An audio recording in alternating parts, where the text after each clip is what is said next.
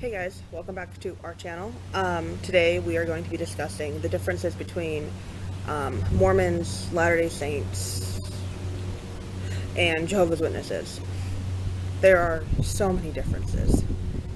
The main thing is that we have another set of scriptures called the Book of Mormon, the Doctrine and Covenants, and the Pearl of Great Price. And we also wear garments, which is going to be a different video because that is a whole nother topic.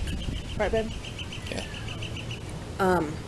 Another big difference between us and the Jehovah's Witnesses is that we believe that men hold the priesthood. Again, that's another video because that is an in-depth topic. Very in-depth. Very. The Jehovah's Witnesses, they, how do I put this? They have a council of elders, and we have what we call a living prophet. It's actually called the governing body for the Jehovah's Witnesses. Yeah, that too. The governing body is actually in New York, but elders are placed within each different congregation.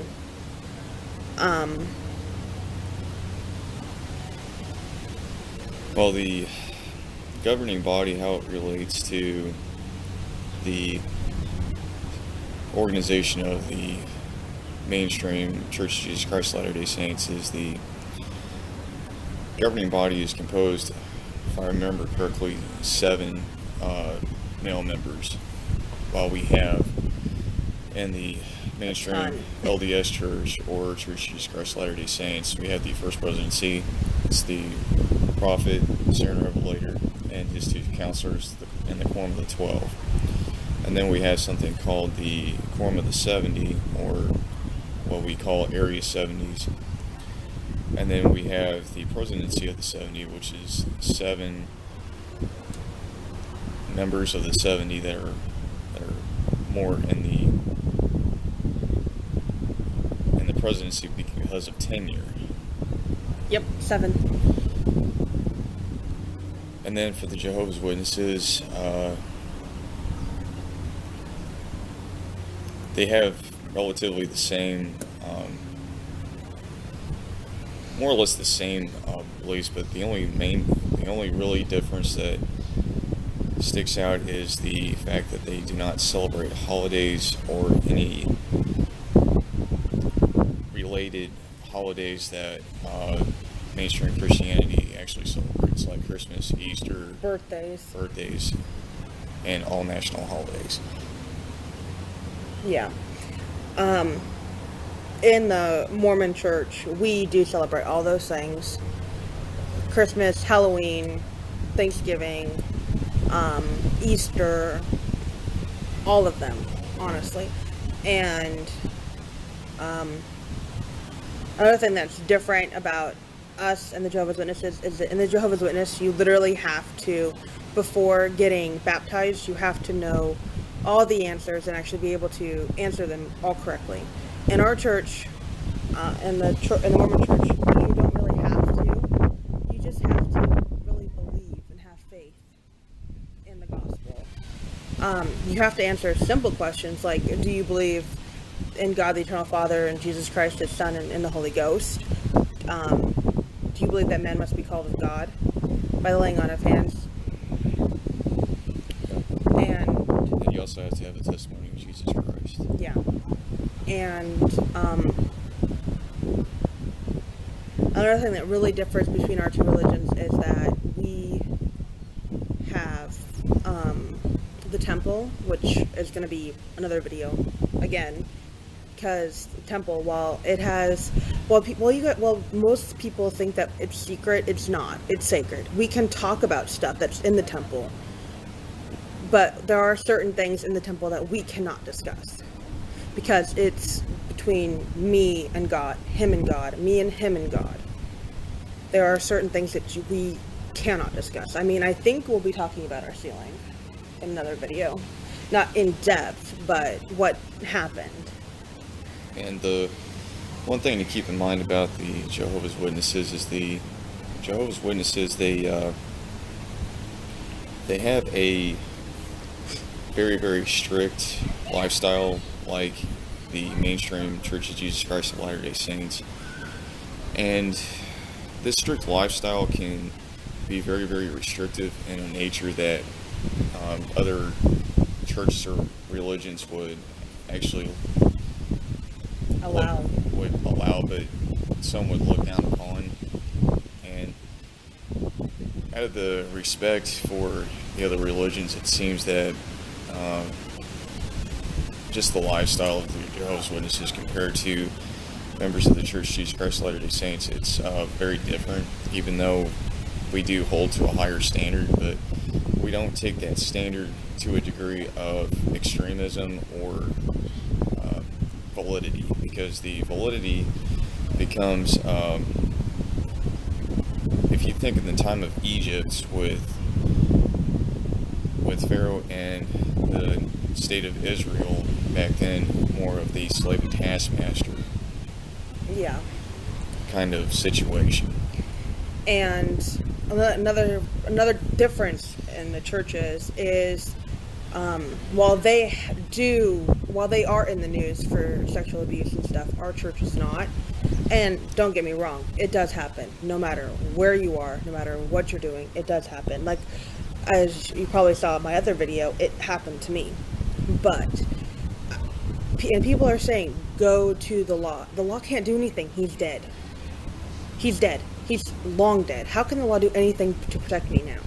I was 12. This is 11 years ago. He's been dead for about 5 of those years. The law can't do anything now.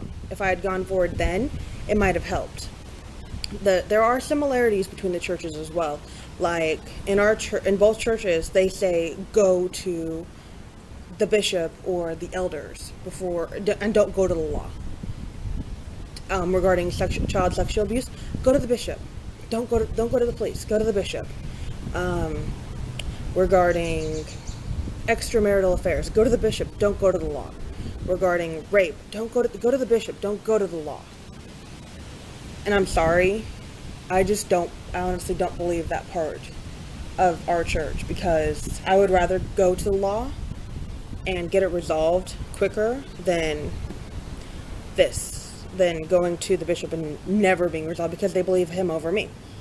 And it's always between, and that's the commonality between both major religions, is that, and even could be almost any religion itself. You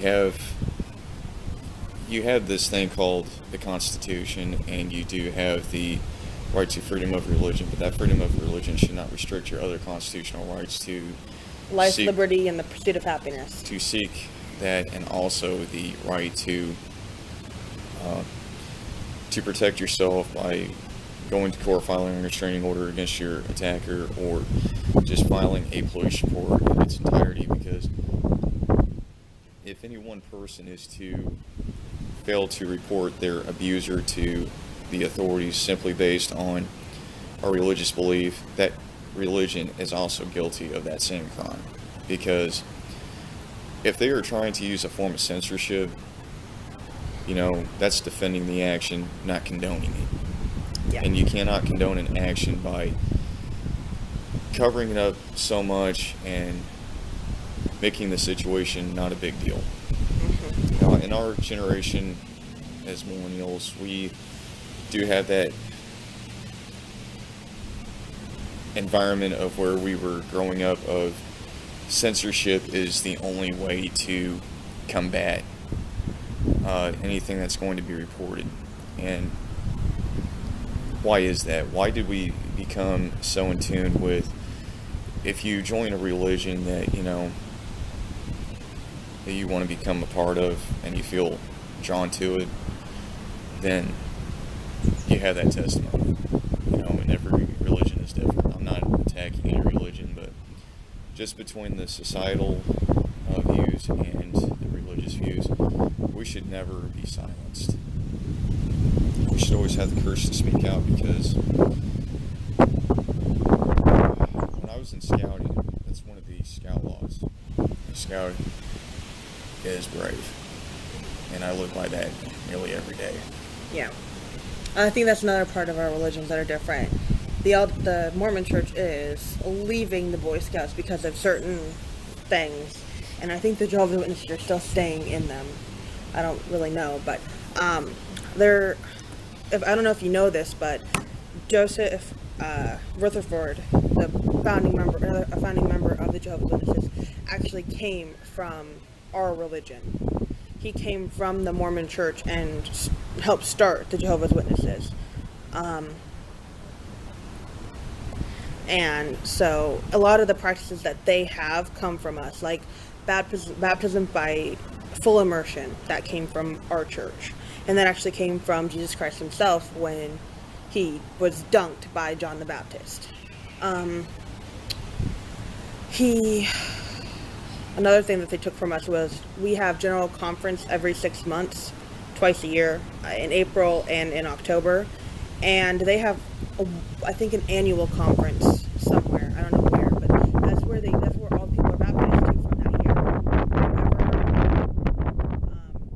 Whoever wants to be baptized that year and is given the full power to do so by the elders of the Jehovah's Witnesses is baptized there and at the general conference, where we hold baptisms on Saturdays usually, or even on Sundays after our services. Yes, but that is rare. I never really heard of that until I came to Missouri, babe. But we also believe I don't think they actually do. What we believe is we get baptized and then we get confirmed with the Holy Ghost by priesthood holders. But I think they only get baptized. I don't think they actually do the confirmations into the church. Another major difference is we were talking about before, is the holidays. My mother was raised in the Jehovah's Witnesses, which is another reason why I know so much about this. And at 5 years old, she was told by somebody in the congregation that she would be taken by Satan or something like that. And at 5 years old, I'm sorry, I would have believed it. I think you would have believed it.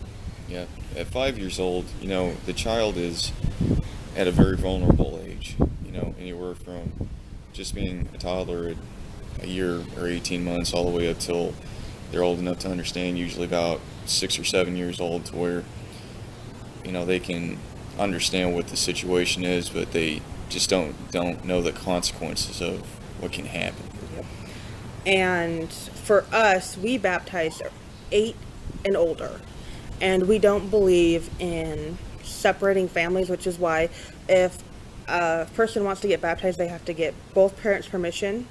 If one of them is in the church, or if neither of them are in the church, and if they can't do that, then they have to wait till they're 18 years old. And that's another major difference, because the Church of Jesus Christ of Latter-day Saints has a lot of compassion for their members, as far as if they wind up losing their faith, or they are just going active, per se. Like we are, basically. And the fact of this compassion is we don't turn our backs on one another, especially on our family, because we believe that family is the central point. Well, major difference is that the Jehovah's Witnesses can actually believe that you cannot associate with your family after being disfellowshipped or disassociated, because it's all about the Armageddon, which is only one core point of that. And we believe that the second coming will come. We just do not know when, but we believe that we should not turn our backs on our own family, because family's family, whether by blood, by marriage, whatever the case is. And if we separate ourselves from our own families, we are essentially tearing apart the very core of our very foundation. It's just like when you build a house. You can't build a house with just the lumber that's provided or the concrete that's poured. You have to have the studs, you have to have the rafters, you have to have the floor joists. All that is part of it. And when we disassociate ourselves, we are essentially just tearing our house down to the front. Yeah, I mean,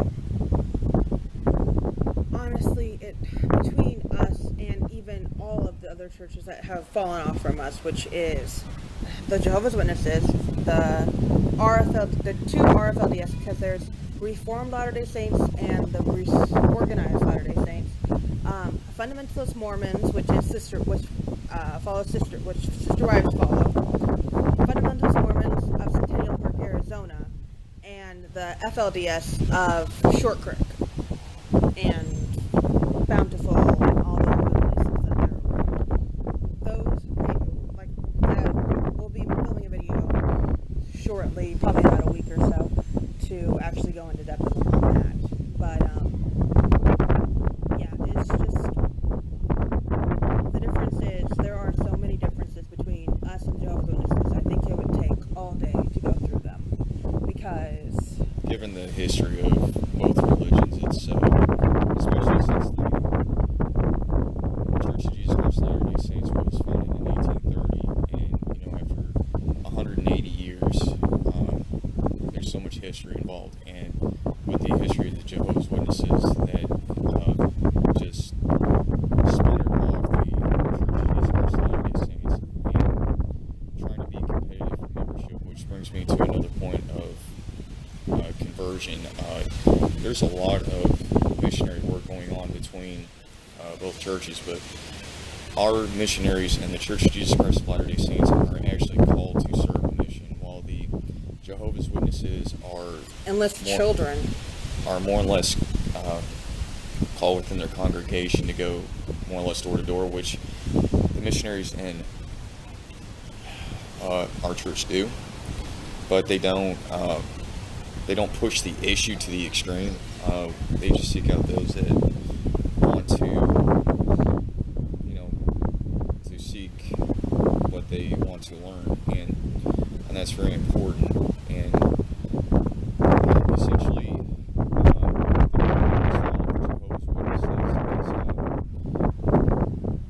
it's the Watchtower magazine and the Awake magazine, and they use those magazines as tools also, but they don't really go too much in depth about what it's about. I don't know much about it personally, but that's just some of the variations. We do have church magazines like the Ensign, the Leahona, the Friend for the Youth, and the New Era. And the New Era for the teenagers between 12 and 18.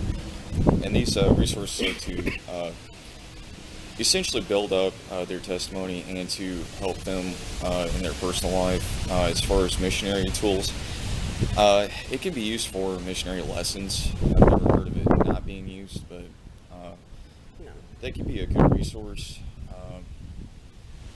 I mean, they're published through the church, and these recruitment styles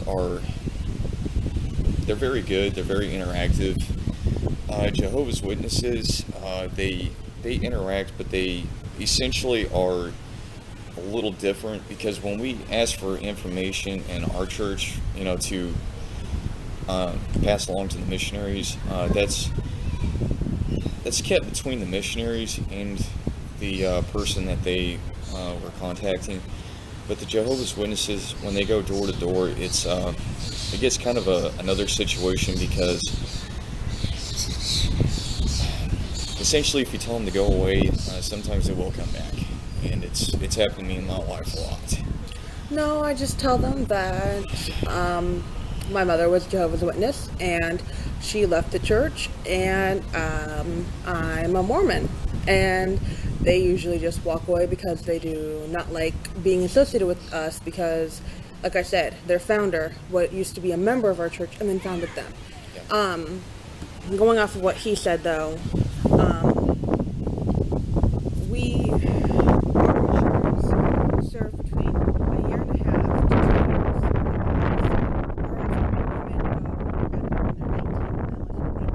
They can be extended for 2 years, but I think 90% of them just serve 18 months.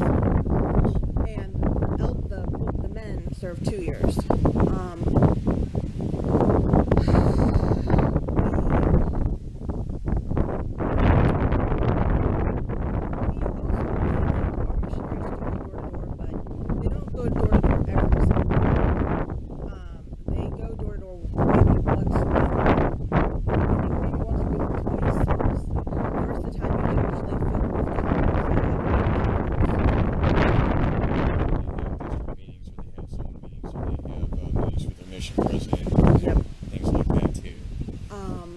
thing is the Jehovah's Witnesses, when they go door to door and get the information, that it can accidentally fall out at Starbucks. Our missionaries, they don't keep it loose leaf. They keep it in a little tiny binder type thing, the spiral notebook, the little tiny one you can put on the tree. And they keep that in their pocket because they wear suits every day. I think those are the major differences between our churches. These major differences, like the missionary work, how we baptize, the services, and all that, they parallel a lot, but ultimately, in the end, the biggest difference, I believe, is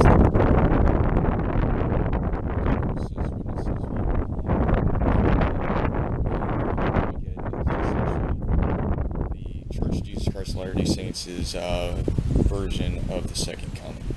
Well, it's the 7-year reign of Satan before Jesus Christ comes again for a millennium. And the Jehovah's Witnesses believe that if you're not affiliated with or a member of their religion, that when Armageddon comes, you will be one of the ones that will be essentially cast out and will not be inheriting the paradise of the earth. While in our major religion, the Church of Jesus Christ of Latter-day Saints, believe that the second coming will happen. We just will not know when. But what sets us apart from them is we believe all faithful people, no matter what religion you are, will be able to go to heaven. Even those that are wicked, as long as you do what you believe in, honestly, I really think you will go to heaven. Your own version of heaven, but I mean, we'll essentially, all be there. If you have a testimony of Jesus Christ, and if you have faith and never lose that faith, you'll essentially go to heaven. It's not about, declaring war on other people, other religions, or trying to be what I call the king of religion. You can't dominate one over the other, because it's more or less how we can view ourselves, because we are such a society today where, it's survival of the fittest, and these major differences can also have a psychological effect. And just keep in mind that these psychological effects should not dominate our lives. We have to be careful of how we think of it. I think that ends this video.